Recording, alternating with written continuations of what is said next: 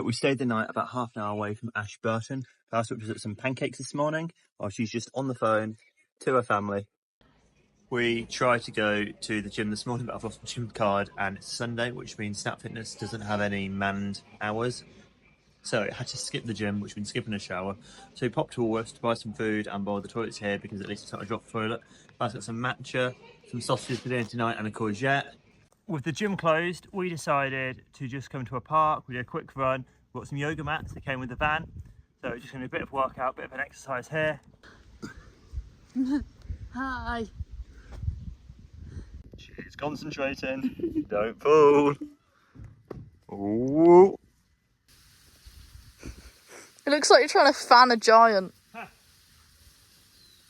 The milk for my protein shake had gone a bit dodgy, so I had to just throw that away. So after my workout, or what it was, we're just here eating a charcuterie board, or at least some sausages on. Because we don't have a fridge in the van, so we're living without a fridge, which means milk goes off really, really quickly. Need to think these things through. Live and learn, I guess. I'm filling up the car! It's her first car, she's never done this before.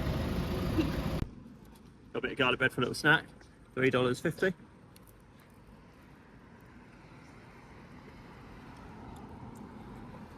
Crispy, chewy, and pretty crap, to be honest. Great. Garlic bread though. Bad garlic bread is still objectively good. We're cooking up some dinner just by the lake. This is actually the exact same campsite we stayed at when we had the $1 a day campervan driving from Queenstown up to Christchurch. But we're now back here in the daylight in time for dinner.